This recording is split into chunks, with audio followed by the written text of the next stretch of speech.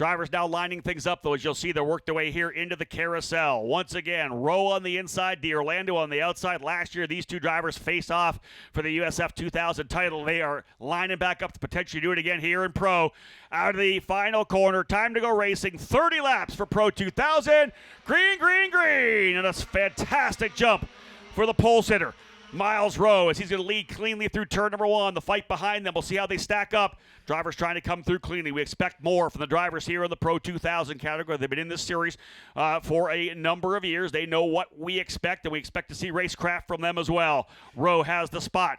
Good start as well for D'Orlando as he slots into the second. 3 wide further back. That's not always the best thing, but they're going to try to get themselves through. Everybody actually staying on the track, too. No one dropping a wheel, which normally happens. Here they come, Rusty. You get a full field of pro drivers. Battle for thirds, the tight one here. Bijoy Guards and Kiko Porto, the front two close together as well. They're 3 wide back there for that number 3 position. Meanwhile, Miles Rowe has been able to hold off D'Orlando for the lead. We've got a spinner out here, and it is off the racetrack, but okay, but not moving. Looks like that might be the 47 of Jackson Lee going around. That's what we're getting from TV control. So that might be the 47 of Jackson Lee around. He was on the outside, just dropped the wheel, and that's all it takes. You're at maximum adhesion coming through that corner the minute you lose it. And he, I think, is going to be done there. Yeah, he's waving the hands like he's potentially stalled the car and may not be able to get it going. So although clean and green, no contact from any of the drivers, really, I believe we may be going full course yellow for Jackson Lee. So, indeed, the car's still running, I'm being told. Tom Michaels, what do you got over there? Well, it sounds like the engine was still running. They're going to hook up to the AMR IndyCar safety team truck. Yeah, we're full yellow right now, Tom. Okay, so we've seen this before. we have before. Listen, the thing about this, we'll have a look at a replay in a bit here. That's the thing about this racetrack. We were 3 wide coming in there. If you're on the outside, you got to make it stick. You have to stay on the racetrack. The minute even if you drop a half a wheel off, that's all it takes to lose, because you need 100% grip going through that corner. You've got that side load of the car, right? So you just simply can't do it. We'll watch this here. Jackson Lee, I think, is probably just going to drop the left rear. And at that point, the thing skates away on him. We'll have that replay coming up. Here's how to have a look. Look a little deeper in the field. We're 2, 3 wide all the way through. A little further back, you see him on the outside there, and it looks like he had a bit of push. Yeah, and off the track. At that point, you can see how that's cambered off coming through there. And at that point, he's along for the ride, trying to see if he can't keep the thing rolling, maybe get the wheels going, but it did come to a stop. And listen, that's all it took. Like he got in there and maybe just had a little more wheel in it, a little bit of mid-corner or late corner understeer, and at that point, you're just trying to hold on. Yeah, going up into the keyhole turn, it looked like Kiko Porto and Bijoy Garg had a great battle for that 3rd spot, but Garg got the worst of that as they came through 4 and 5. He got shuffled back and currently running in the 7th spot as De Alba, St. Jean, and Denmark all got around him. So we'll see if Bijoy Garg can recover just a bit and work his way forward, as it looks like they've got Jackson Lee rolling. He did go a lap down. Yeah, Yuvan Sundaramurthy, another driver who fell down a bit, started 6th. He ends up going back into the 9th spot. So Sundaramurthy and Garg looking to press the reset button to see if he can't go. And big mover was a forced position advancement for Reese Ushijima. Started in the 12th spot. He ends up going up into 8th position. Trying to figure out if anybody else got any big moves there. Joel Grandforce, where did he start? He started 9th. He falls back to 11th. So Grandforce loses a couple of spots as well. But I would expect once we go green flag racing, Grandforce is going to be a driver to watch right now moving forward. 2nd place in points, does not want to let Rowe get away, does not want to let D'Orlando get back into it, but watch for the Swede Grandforce. A winner earlier this year at the Indianapolis Motor Speedway. Watch for him to be on the move when we get back to green flag racing. So again, an early yellow spin for the number 47 of Jackson Lee coming through turn number 4. Everybody's setting back up. Rowe, D'Orlando, Porto, De Alba, and St. Jean. Able to work his way up from 8th to 5th. So a number of drivers taking advantage of this opening lap, John. Everybody else settling back in. Should be able to go green this time by. Jackson Lee, as we said, did go a lap down, but he'll catch up to the back of the pack as we get ready for the restart. Everybody weaving back and forth, trying to keep temperature in these Cooper tires so that they can get a good, clean restart. There's Jackson Lee just now closing up on the back of Lindsey Brewer. So everybody's in line. So barring anybody falling off behind the safety car here, we should be good to go. And this 30-lap race will cap off the USF Pro Championships component of this weekend here at Mid-Ohio. We look forward to, like everybody else, we'll be watching the action tomorrow, the Indy Next Series and the NTT IndyCar Series. Every one of these drivers, of course, hoping to be there one day themselves, so they will keep a close eye on the action tomorrow for this track. It's just absolutely fantastic. What do you think about Graham Rahal? Oh, yeah. Good speed. You betcha. Rahal, Letterman, Lanigan. Yeah, we had two Rahal Letterman Lanigan cars in the Fast Six. So yeah, we're looking strong there for the hometown guys. Exactly, the Buckeyes will be happy about that one. You betcha, buddy. So again, pace car lights are out. We're going racing this time by, so we'll put lap 3 down, and it'll be still lots of time to go. Remember, a 27 lapper. Again, 80, 79 degrees here trackside right now. It is warm out here. It's going to beat these drivers down. They've already run one race already today as well, so remember that. They've got a bunch of laps already in the books. This will be a long one. They're going to roll back out here again. Miles Rowe will lead him out of the final corner. We're going to get back to racing. The green flag is flying, and we're at it. Salvador de Alba immediately going at Porto. Take a look to the inside of turn number 3. De Alba not quite getting it done in turn number 1. Neither was it for D'Orlando. He was not able to line up anything either, so everybody else settling in. The opening lap rolling back in out of 1 down to 2, and you can see Rowe way out wide. Man, Rowe got a good jump there. He was able to pull away, and I think Porto actually able to get by D'Orlando. I wonder whether or not D'Orlando, John, may have dropped a wheel. Rusty, were you able to see that? Yeah, he didn't. Looked pretty good when he came through the last turn 1, but they're side by side again. He's coming right back at him. Orlando and Porto side by side. Yeah, the battle for second place right now. There is a pass for that second. Porto gets around, but now side by side up over turn 5. Porto able to stick the nose right in front of that number 1 car of D'Orlando. And that battle into turn number 9, the second place of D'Orlando, where Porto has cleared. In fact, the top 5 will go side by side. Battle for 6th and 7th, that's Ujima and Garg. Yeah, Reese Ujima getting at it here with Bijoy Garg side by side up out of Thunder Valley. That is not the easiest thing to do, and they are side by side again. Hung out to the outside. You're pretty much in trouble there. That was St. Jean, I think, hung out to the outside coming through the carousel. We'll reset them as they come through here. Rowe leading. Lap number 4, Porto, D'Orlando. As Porto gets by in the last lap, as we had said, De Alba runs in 4th. Jace Denmark, podium in the opening round. He's up into the 5th spot. Lucas St. Jean runs 6th. He was the one that made the move. Denmark to the inside of St. Jean as they came their way through there. Ushijima in 7th. Sooner Murthy back up to 8th. Miller 9th, and Bijoy Garg moves his way now back into the 10th spot. Grand Force 11th. Zandelli, Scotto, Weir, and Pizzi, the top 15. And again, they worked their way out of the keyhole. A couple of side-by-side actions. That's the battle further back. The 81 of Nicholas Montiero battling out there with Jordan Missig. We also got Jonathan Brown in there as well. Lindsey Brewer, so a good fight just outside the top 50. But otherwise, Tom, rolling down into you. Yep, Porto still with the second place position, but now we've got De Alba, who is pulled up there and making it a 3-way battle for 2nd, 3rd, 4th. Tom, we had a big battle there. A couple of drivers went off. Jack William Miller, I think, may have been one of them. A couple of drivers went off at the end of the straightaway. They were too wide, coming off the corner, into the grass, came right back on in front of everybody in turn 5. John, you and I were holding our breath up here. I thought, hey, there's a collision coming, but gladly it didn't happen. But here they come into the carousel turn. I want to get it woed up enough and then turned enough when they got to the top of the hill. And I think obviously the peripheral vision of the drivers coming up said, okay, I'm going to give these guys maybe a couple of car widths. We'll see which drivers are going to fall. I believe Miller being one of them. No, Miller's still coming through. Yeah, I think he might have lost a spot there. Yeah, Miller's dropping a little bit. I think it also could have been Sooner Murthy. I think he was one of the drivers as well. I think he and Miller were the two that went off. Yeah, so. Miller was able to continue on. Sooner Murthy lost a couple of spots. He lost 5 positions, so watch for Ewan to fire his way back up. The cars are fast from Exclusive Autosport here this weekend, as we know. De Alba running in the 4th position. That's going to help Grand Force, actually. All that action put Grand Force back up into the top 10. So, again, we'll see how they play out. We had Salvador de Alba on the pre-show. There's the battle again. Lee, although down a lap, wanting to get up there and get racy. He's able to get by a couple of drivers, Missig and Montiero. So where they run on the racetrack, about probably 17th for Lee, although a lap down. You can see the racing aggressive still. Further back there, they'll come through 4, 5, and back through 6 again. Rose lead 1.3 seconds last time by. And again, down through this tough Downhill turn number 6, right-hander. Such a great corner here. We've seen a number of really solid passes. We've seen some contact there as well throughout the weekend, but some really good passes where drivers on the outside, John, have given it up because it's so hard to hold the outside there. If a guy's got the apex on you, you might as well just let it go, tuck back in as you go to 7. Exactly right. Live to fight another day.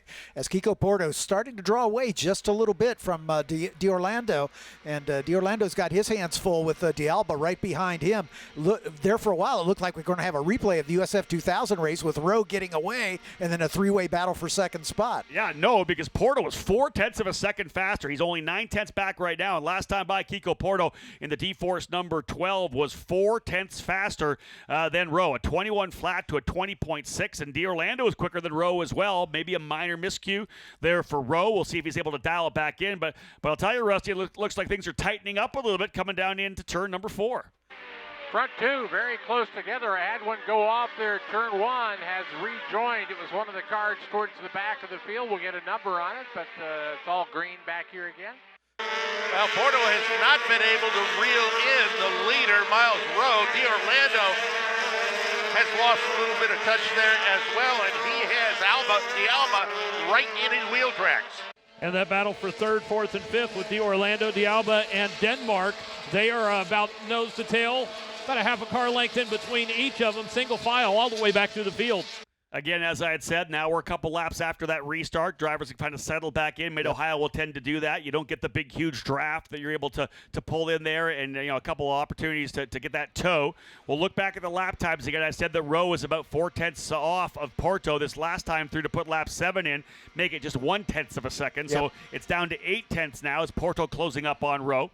Not much, though, and the driver who did have some issues that got further back, we're trying to figure out who that might have been. I think it was Jordan Missig, the number 19 driver, potentially off in turn number 1. We heard Rusty talk about that, so Missig falling now down into the 19th spot. No other movers up top. Grand Force, though, trying to close up. Jack William Miller, the fastest driver on the racetrack right now, 119.838, and in front of him was Bijoy Garg, so he made up 0.4 of a second there.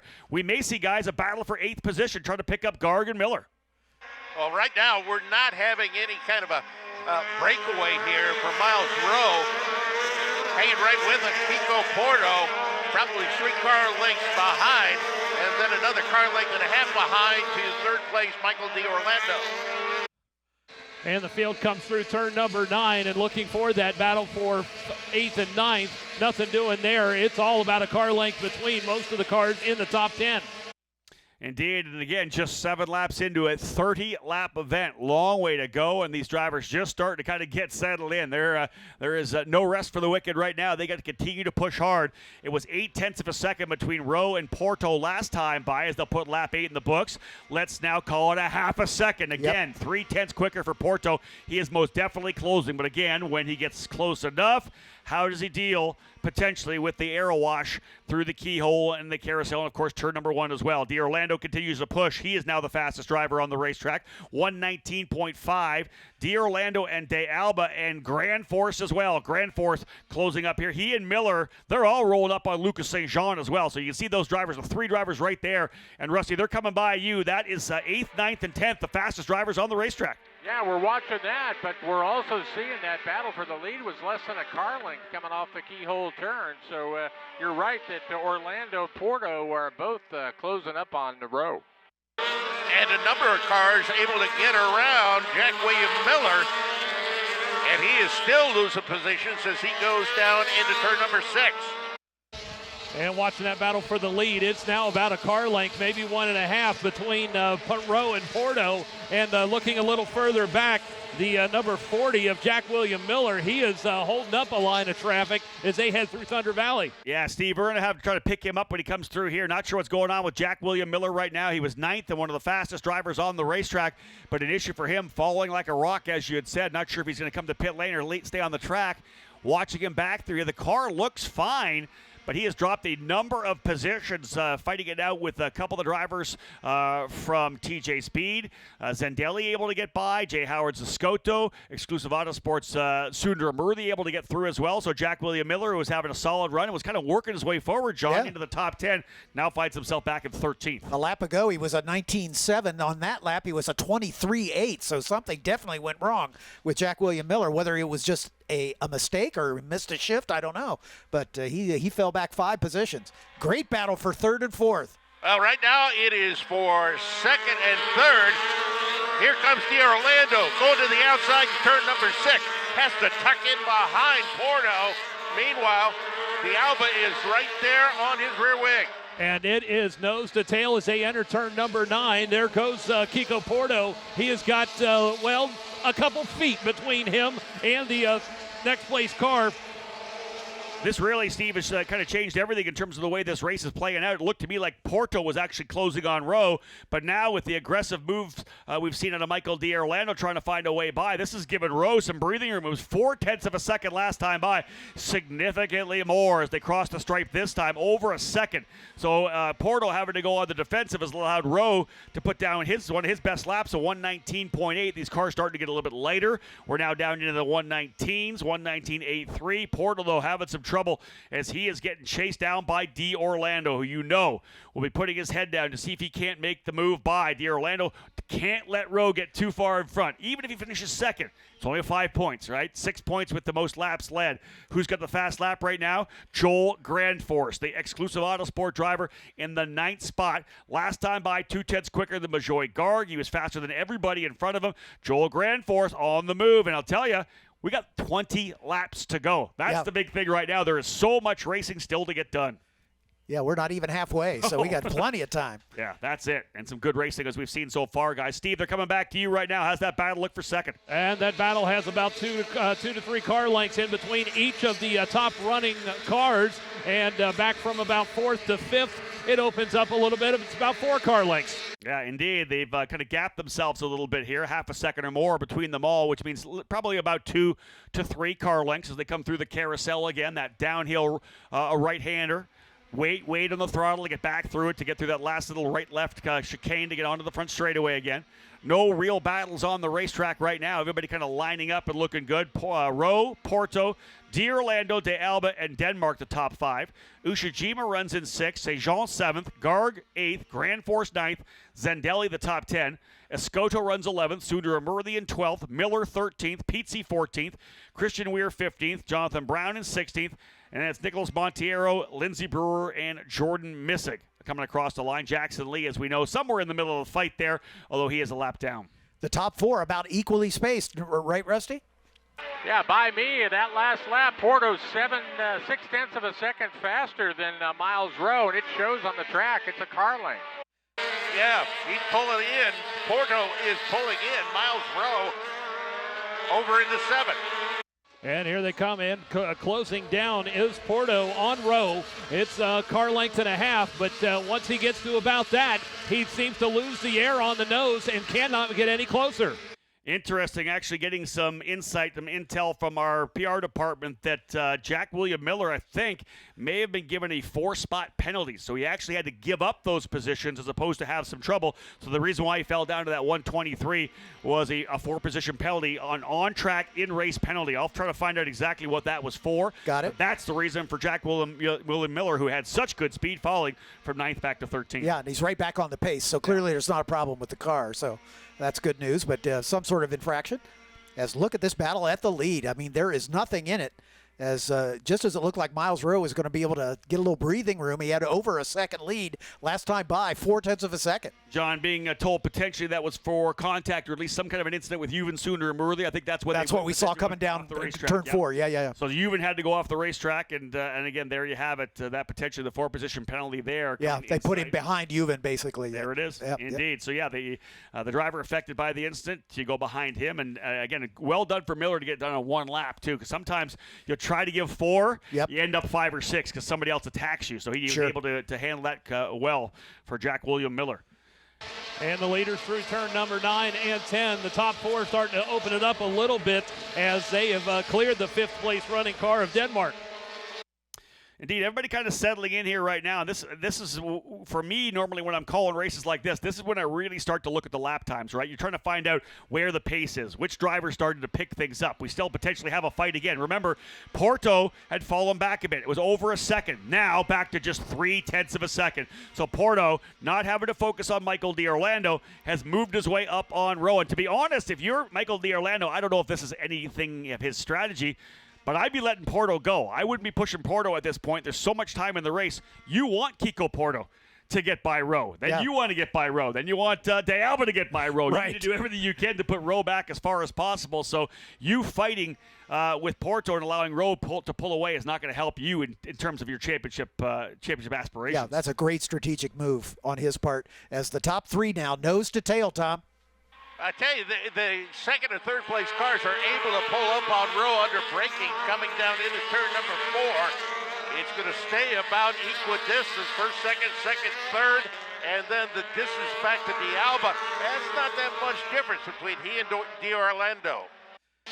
And Rowe opened it up. He actually got in here into turn number 9, had about 2 or 3 car lengths, but as you were talking about, under braking, Porto closed it back in. The top 4 through 11 heading back to the carousel, nose to tail. Yeah, this is a classic open-wheel Formula Car race here at Mid-Ohio where you really have to place the car in the right spot. You try to close. You need to make sure you have some air on the wing, so maybe a different line coming through the keyhole. Turn number 1, you got to get the air coming over the front of that wing, so you're not going to get that that understeer, that aero push. So these drivers will all be searching around this racetrack for grip and where they're going to be able to get the front to point where they need it to be.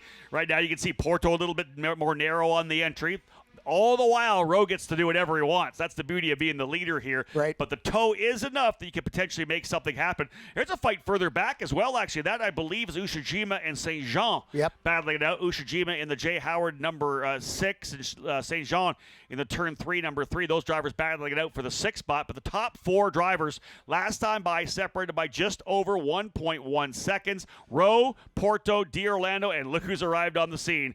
De Alba. Salvador De Alba ready to get at it as well. Yep, a 4-way battle at the front.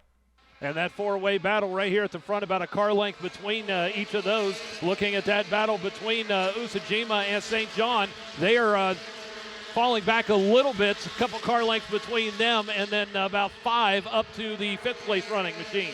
Again, settling in for the mid part of this race now. They'll go across the line to put the halfway point down. 15 down, 15 to go this time by in what will be a 30-lap race. The leaders, again, as I said, 1.2 seconds was the gap last time by, 1.1 once again. Every one of the drivers turning 119.7s. In fact, the top 6 drivers, all 119.7s. Yeah. Almost all 119.79s, but a 119.7 for all the drivers in the top 6. They have the pace right now, and look at this. D'Orlando, Rusty, you're going to see these guys going at it here pretty soon as they come out of the keyhole. I think D'Orlando's starting to get impatient again. He wants to go to second. He's been impatient the last couple of laps in the top of the keyhole.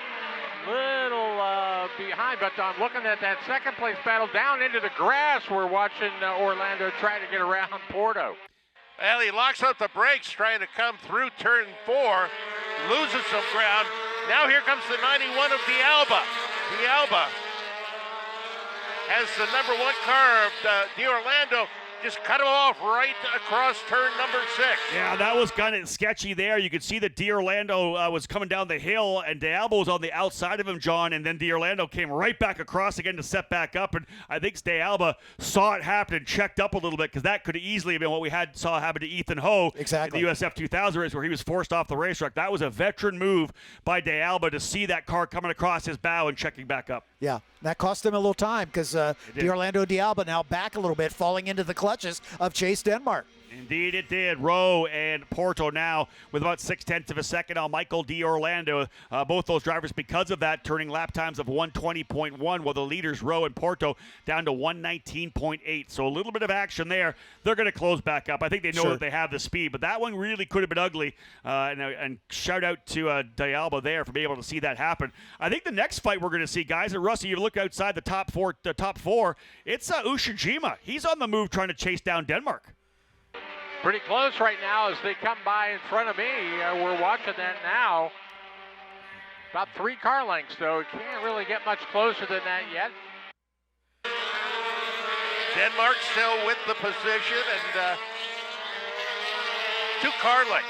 That's all that separates Denmark and Ushijima, 5th and 6th. You know, we've talked. I'm sorry. Go ahead, Steve. I was going to say that battle is closing up here in turn number 9. Denmark's got it, but Utsujima continues to pull. He's getting a little bit of that draft up through Thunder Valley. He should be right on the gearbox of Denmark very soon. And we've talked about it a lot. The difference between these pro cars and the USF 2000 cars, more aero wash makes it harder to follow closely. So these drivers have to be very careful when they try to make a move, because if they lose a little momentum, somebody can take advantage of that and get right by them. Yeah, so that is 100% the truth, right? If you're going to be aggressive, you can do it, but make sure you don't catch yourself out and have it go the other direction for you, especially with these drivers so evenly matched right now. There's your top 4 drivers still, although Denmark doing whatever he can to close back up. Rowe, Porto, D'Orlando, and De Alba once again just 1.1 seconds. It's kind of been that gap through the last handful of laps, I think. And right now we're seeing them continue to go at it. I don't think we're done with a lot of fireworks right now. Here goes D'Orlando. He's thinking about making a move to the inside, side by side. He's on the outside. Can he make it stick? Back up the hill to 5? No. Tom, not able to get by. No, wasn't able to get by. Has to tuck it back in behind Porto once again. And now D'Orlando loses ground right behind him, D'Alba. Yeah, D'Alba trying to take a peek to the inside, and nothing going there. But for that number 1 machine, he gets a little loose under braking into turn number 9. They'll stay single file and give a chance to D'Alba to close up on D'Orlando. John, that's exactly what you said, didn't you? When you start making that move, and you better make it stick, because once you do that, you open the door for somebody else. D'Alba was almost ready to pounce there as D'Orlando just not able to get the job done. Yep, and Miles Rowe looking in his mirrors, I'm sure hearing from his team over the radio, hey, those guys are battling behind you, and that's puts a big smile on Miles Rowe's face, because that allows him to control the pace of this race, which I think is exactly what he's doing. I think he's got a little in his back pocket. He's just going as fast as he needs to stay out in front of this squabbling pack behind him. When we get down to the closing laps, that's when the rubber's going to meet the road. And interestingly, John, he's not even in the top 5 in terms of fastest laps, right? He hasn't been all race long. And what did you say? He's controlling the pace. I think so. I can go this pace and do what I need to do. You guys are fighting it out behind me. I know there's going to be some aero wash. I'll probably have a little in reserve if I need it. But yeah, Porto, Denmark, D'Orlando, Miller, and D'Alba. Those are the best 5 laps we've seen so far. Yep. And the leader's not even in there. Never has been in the top 5. Never has been. That's right. Yeah. The gap last time by was almost a half a second for Rowe over Porto. Both those drivers turning 1:19.7 second laps. Top 5 driver, top 4, still separated by under a second and a half. D'Alba lost a little bit there. Denmark actually quicker than D'Alba by 0.3. As you can see, he's pulling back up. So we may have a 5-driver fight before this is all said and done. Outside that top 5, Ushijima, Sejan, Garg, Grand Force, and Zendelli cap off your current top 10. But it's your point leader, Miles Rowe, looking to stretch that gap out just a little bit more before we head to Toronto, see if he can get a race win here in race number 2. Exactly right. Indeed. D'Orlando won the first one. He wants to get himself at least back up on the podium to add some points. May not be able to gain on Rowe, but gets himself by a bunch of other drivers to fight his way potentially up into the top 6, top 7 in points heading to Toronto in a couple of weeks. Otherwise, a half a second lead still for Rowe up front. But here, Rusty, coming to you. You can see the gap that he has more than he's had in quite a while. Yeah, a couple of car lengths more, about 5 car lengths in front of me. The 1 car length now between Porto and D'Orlando. Porto really having to drive defensively here down the straightaway. Yeah, Porto thought about it going into 4, backs off. That allows D'Alba to pull up in that mess as well. But 2nd, 3rd, and 4th, they continue as a freight train. And Miles Rowe with that advantage of about 5 car lengths, and it's got to be good for him as he doesn't have to look back and see that pressure, as he can just focus forward and try to run laps and get him down here in these final second half of this race. Yeah, we're heading into 10 laps to go in this one. It'll be 20 down when they come through, 10 laps remaining. We talked about the patience being showed by Michael D'Orlando. Yeah, hey, you know what? Porto, Kiko, you can go. Get by him. I'll get by him. But sooner or later, that patience wears thin for a driver when you're in 3rd. You're rolling around there, punching the front tires a bit behind there with the aero wash. Hey, you're not getting the job done. If it's not you, it's got to be me. So this is why I think you're seeing D'Orlando get a little more aggressive. He's seeing Rowe pull away a bit. Porto's not able to get the job done. D'Orlando wants to take it into his own hands, right? He goes, if you can't do it, I can do it. And that's why he's tried a couple of times, Rusty, down into turn number 4. He's been working on it all race long. That's been a close battle again. It's about a car length and a half this time down the straightaway, so we're still looking for that. He peeks down and he puts himself in the mirror, but can't do anything this lap. The Orlando took a little bit more of an outside line coming down through turn number 4, and they are all 4 starting to reel in Miles Rowe, the leader. I'll tell you what, if they get to Miles Rowe and get around him, if Porto gets there, I would expect that D'Orlando and D'Alba would go, and Rowe might fall back as he has not had the fastest laps, but he may be holding up the top 3. I'll tell you what's going on with Rowe. He may not have the fastest lap, but I think he's probably the most consistent driver out there. He's been banging off 119.7s like they're his job. Yeah. He's just out there just knocking him out. We keep saying 119.7, 119.7. Yep. Another what's he got this time by? Lap 21. What's that lap? A 119.82. Yeah. So, literally just knocking these laps out within a half a tenth of a second. He's not the fastest guy. He's not down to a 119.1 or a 2 or a 3. He's just knocking out these laps and letting these guys fight behind him, keeping and maintaining a gap. He's got a half a second.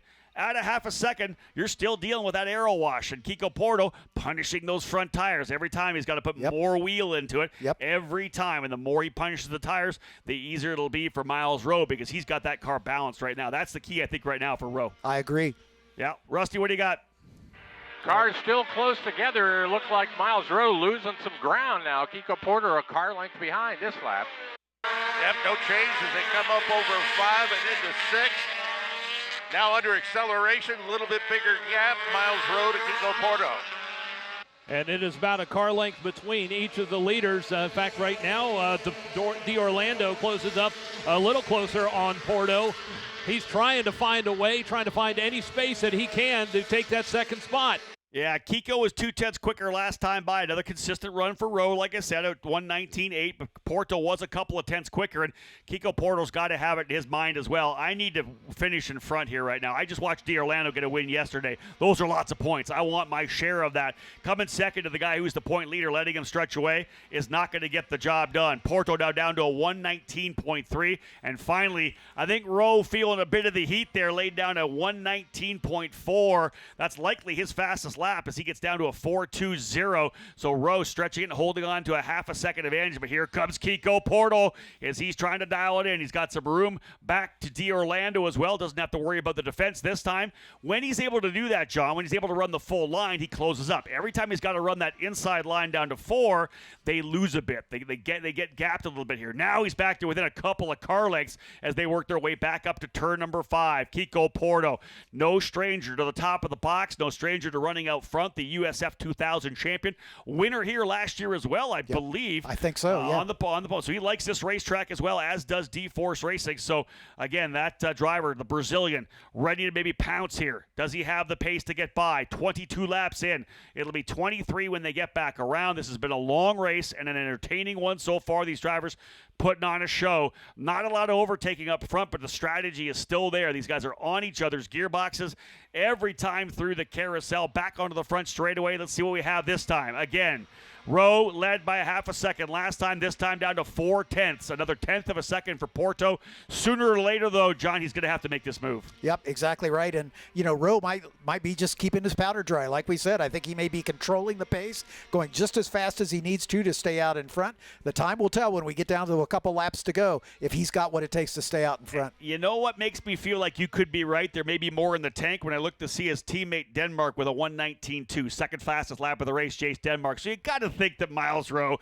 probably has a couple of tenths in the pocket just in case he needs them over the last couple of laps. Tom, you got him lining up, coming through you.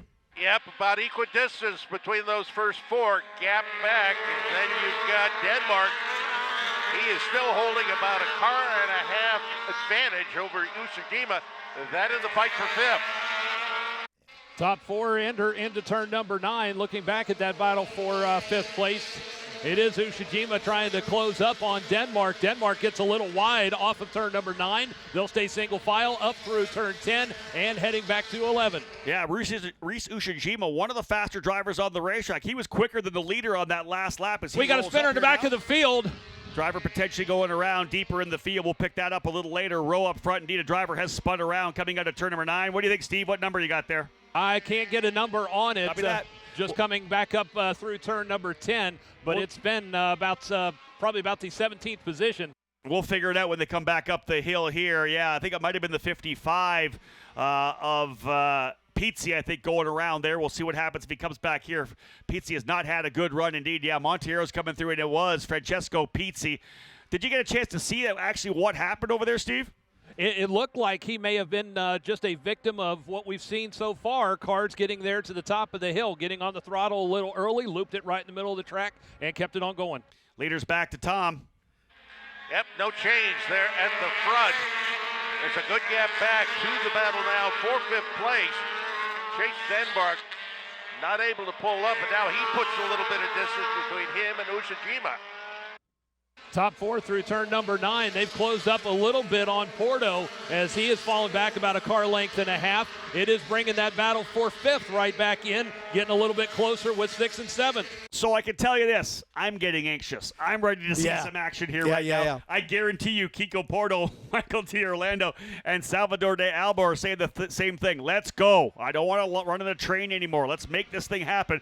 Someone's got to get the job done. It's still 0.4 of a second for Rowe as he's back to that 1:19.8 again. Banged out another lap. 1:19.9 for Porto, 8 for D'Orlando, and 8 for de Alba, a 1:19.7 for Jace Denmark. He's only 0.8 of a second back. He's trying to close back in to make it 5 drivers, but again, he's got Ushijima right behind him, Sejan, Garg. That's the battle we're seeing right now. The gap extending a bit. And in fact, look at Kiko Porto. He's lost a bit. Watch for de Alba. Tom to make a move, potentially coming down here into turn number 4. De Alba getting aggressive. We watch them as they come down side by side, 4th, 3rd. Into turn number 5 now, up over the hill. D'Orlando still with the position, right on his left rear. Addis D'Alba, the front 2, they have staked themselves to quite an advantage. Yeah, this is going to be big right now for Kiko Porto. He's got that battle happening behind him right now, John. He can kind of hang back a little bit here. Now he can go to work. This is lining up to be a 2-driver fight over the last 5 laps. 25 in the books last time by.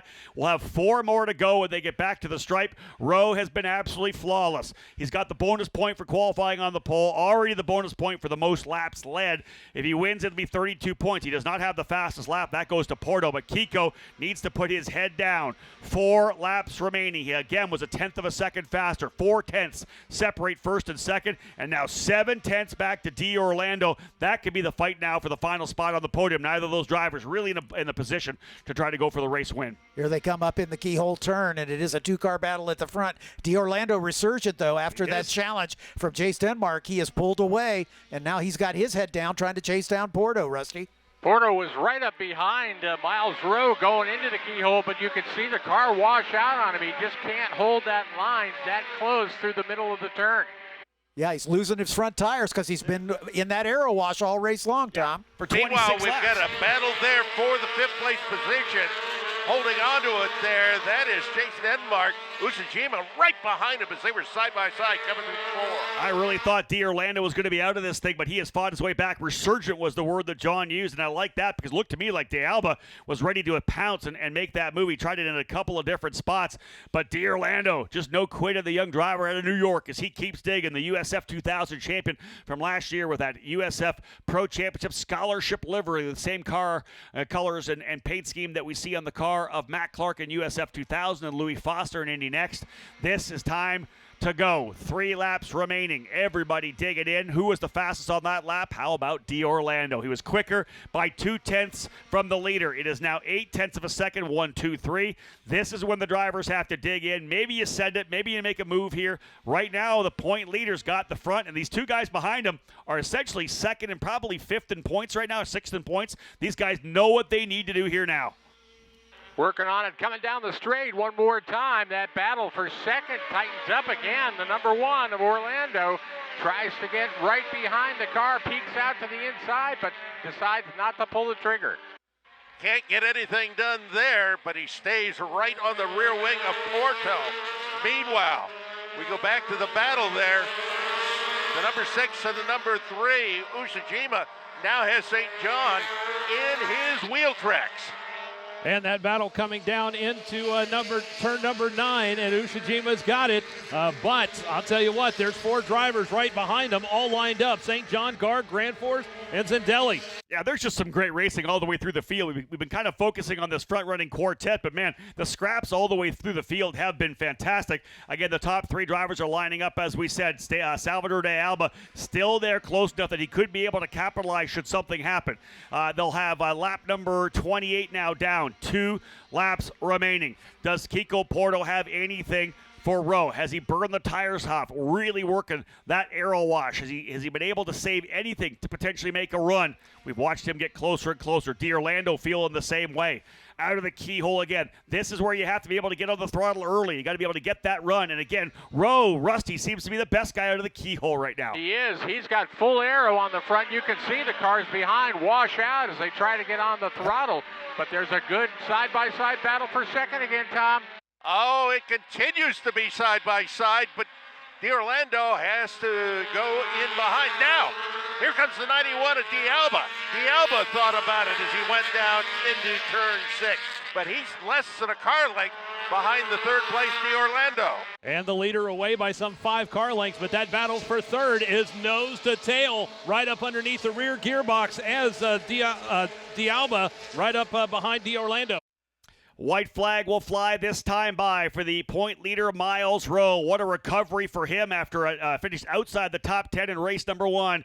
We'll come around here and put lap number 29 down. The gap is as big as it's been all race long. Porto tried to dig in, but Rowe has been 100% able to use that full aero coming through the keyhole to the absolute optimum, and he gets that big run out. No one's been able to challenge him, and to be real, they've been fighting for second behind him. Porto, D'Orlando's tried to find a way by, but those drivers have all essentially gapped themselves now. Out of the keyhole for the final time. Miles Rowe came into the weekend with a substantial lead, 60-plus points, and I think he's going to leave with exactly the same, if not more, because he was able to pull away here with what could be a race win. A couple of bonus points already in the books for qualifying on the pole and leading the most laps. No one able to challenge coming down into turn number 4 and up through to turn number 5. This would be another win for Rowe, his 4th of the season. It's been the first one, though, since Sebring back in March. It'll be good for him to get back. And listen, if you're a championship contender, you want to get another win. You want to make sure you can win these races, get to Toronto, and potentially win another one as well. And again, as they work their way down here through Thunder Valley, is this the next driver you're going to see move into the Indy Next program? There's going to be a number of them in this program. This one, I think, is a guarantee. Coming through the carousel, it'll be win number 4 on the season from the driver from Brooklyn, New York. Race number 2 of the Cooper Tires Grand Prix in Ohio goes to Miles Rowe of Pabst Racing and Force Indy. A 0.6 of a second win over Kiko Porto. Michael D'Orlando back on the podium. John, this is what he needed. 2 great results to get himself back up 100% into the top 10 in points. Salvador de Alba salvaging a strong 4th place finish. Chase Denmark in 5th, 2 top 5s for the Scottsdale, Arizona driver celebrating his birthday here today. Reese Ushijima ends up in 6th, Lucas St. Jean in 7th, Garg 8th, Grand Force 9th, and Zendelli rounding out the top 10. There you see the results. Miles Rowe taking his 4th win on the season. As Rob said, first one since the second round at Sebring. And so he is right back into a commanding position in the points battle. Kiko Porto doing what he needs to do to stay close. Michael D'Orlando in the same situation. Salvador de Alba, those 4 had a great race all race long. Chase Denmark was part of that battle for a while, but he had to watch his mirrors because Reese Ushijima was so quick. On the last couple of laps, I saw Ushijima locking up, going up into the keyhole. I think he may have flat spotted a tire, and that may have blunted his challenge. He was pushing hard. Further up. Yeah, no question. And yeah. I like to see that out of the race. Here's a driver who is an American racer who went over to Europe, but doesn't have a really extensive racing career, racing resume, but ran in Europe for a bit, decided to come back. So it's not none of these younger kids that know any of these racetracks. Sure. Every time he comes somewhere for a test or a race, it's brand new. So I'm really liking what Reese Ushijima is doing now. We're starting to see him come more into that middle of the top 10 conversation.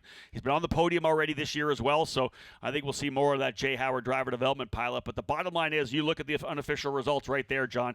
Miles Miles Rowe on top. So impressive to see how he's pulled away. And again, 0.6 of a second, but the gap massive now. It's got to still be over 60 points. Yeah, exactly right. So he's in a commanding position as we get into the closing half of the season. But doubleheader at Toronto in 2 weeks. Then you go down to Austin for a doubleheader. Then a tripleheader, which is unusual for this class. Indeed. A tripleheader at Portland to close out the season. Lots of racing still to go, right? 7 races still on the docket. It'll go down to Portland. And with 3 races at Portland, that's 99 points on offer, right? Yep. All told. So even if you don't have a 99-point lead, all it takes is 3 DNFs. And they can happen, especially at Portland. We know what the opening corner like. Oh, yeah. The festival curves there could get pretty crazy. That's actually was the undoing of Miles Rowe last year. He and Chase Denmark had trouble on almost every start to get through that corner. But again, we'll see him roll up here into victory lane momentarily. Miles Rowe back on the top of the box for the first time since Sebring at the end of March. It's been a long time for this guy. Really the only hole in the armor was the first race in Indianapolis where he did not finish out inside the top 10. Here's Rowe, though, and that very familiar Force Indy livery, the Pabst racing driver, and Pabst putting 2 drivers in the top 5 with Chase Denmark as well. But I guarantee you Miles Rowe is going to be feeling this one, John, to be able to get another win, because for any driver, even though the point lead is there, to have that confidence of getting another win is just so crucial going into the second half of the season. Yeah, he's got more wins than anybody else. He's the only multiple winner on the season, as he's got 4 of them now. Miles Rowe, what a great job. There you go. Take a bow. You betcha. Perfectly judged race. I mean, he did just what he needed to stay out in front. We've seen a lot of front runners, get out to an 8-second lead, but Miles Rowe did just exactly what he needed to stay out in front and kept the tires under him, and he is good to go. Big hug from his mom. All right. Hey, how about a decent afternoon as well? I think that's Will Power down there as well. Will was one of the guys that really kind of helped find Miles Rowe, so Will's down there as well. But again, how about the afternoon for Pabst Racing? That was Augie Pabst coming in twice to hug a winner. Yeah. Simon Sykes first, now Miles Rowe. So Pabst Racing having a great afternoon. Will in there, full smiles as Miles getting the job done. Tremendous run for him. Again, they're enjoying themselves out of the car. Great to see Will coming over to see Miles Rowe. Hey, maybe one time they're going to be racing together. You never know. Maybe a couple years. He's not that far away from the NTT IndyCar Series, and that's what we do here with the USF Pro Championships. John, I'm going to take off. I'm going to head down to pit lane, down to victory lane to take care of victory celebrations. Always a pleasure. So, ladies and gentlemen, we are down here in Victory Lane at Mid-Ohio to cap off this edition of our USF Pro Championships visit to this fantastic racetrack. The Cooper Tires Grand Prix of Mid-Ohio capping off a doubleheader for the drivers here in the USF Pro 2000 category. A couple of our guests from Cooper Tires are going to help us hand out some hardware. 3 very deserving drivers working their way onto the podium to cap off the weekend. Let's start with a driver, 2 podiums, 1 win and a 3rd, finishing P3 today, Michael D. Orlando from Turn 3 Motorsports. And to present him with his 3rd place trophy, Jody Dillahay will come on up here and give him another trophy, more hardware for the driver who won USF 2000 last year and had a great run for the victory here. The championship, of course, tightening up for sure. Michael D. Orlando, a big weekend for him to push himself up deep into the top 10. Finishing in 2nd, he put the pressure on for 30 straight laps, just couldn't quite get it done, but a strong finish. 2nd place goes to Kiko Porto. Porto from D-Force Racing threw it all down there. 2nd place trophy will be presented by Teresa Smith. Teresa, thank you so much. Again, we've got a ton of guests from Cooper Tires here throughout this weekend. As I said in the broadcast as well, back next weekend with USF Juniors. Teresa, thank you so much. But one driver able to get back here onto the podium, and a big one for him. He won 3 races earlier in the season, but has not been back on the top of the box since. This is huge for him, able to stretch the point lead. Folks, the winner today, a round of applause from Pabst Racing and Force Indy, Miles Rowe.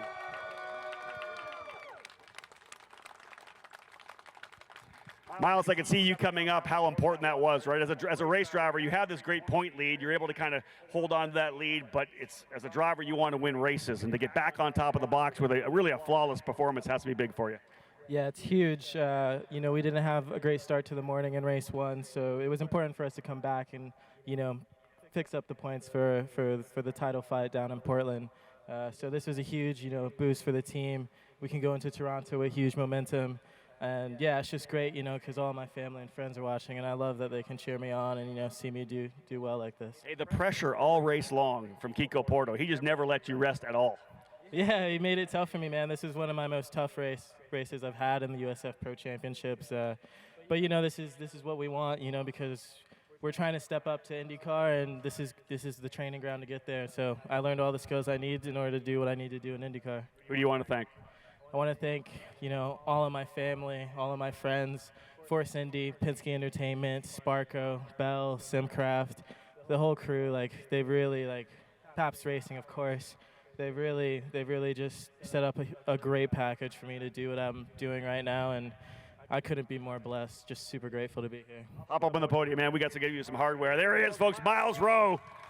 And we'll get that first place trophy in here again. One of our guests from Cooper Tire is going to help us out, Norm Spangler, bringing that trophy in for us here. Thank you, Norm.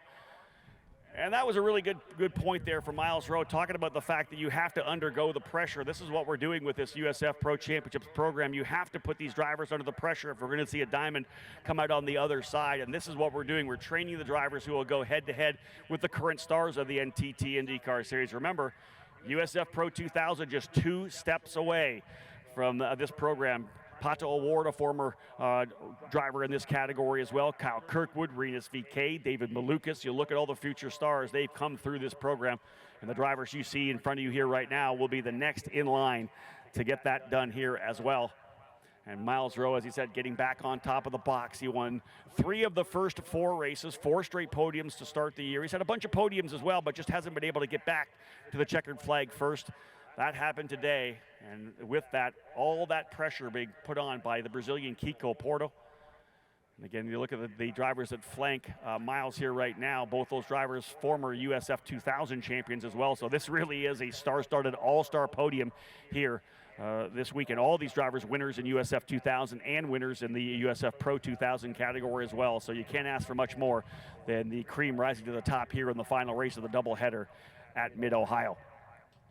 Champagne, of course, will be the next thing to bring in here. We'll push this car back out of the way so that it doesn't get covered with the sticky stuff, but it's a time for these drivers to have a little bit of celebration. Always laugh at the first race of a doubleheader. They won't go after each other because obviously you don't want to get the suit all dirty and stinky when you got to race one more time. They've got 2 weeks till Toronto. These suits could all go to the dry cleaners, so I have no doubt that the celebration will be big. Awesome points from both Kiko Porto and Michael D'Orlando. A huge victory, as we know, for Miles Rowe to get back in it. Guys, the champagne is there. Time to celebrate. Miles, you can lead him in here, guys. Grip it and rip it. It's time to have some fun here to cap off the weekend here at Mid-Ohio. D'Orlando hard after Miles. Oh, that's a good spray right there. Man, D'Orlando's won enough races. He's got to handle it here right now. Well done.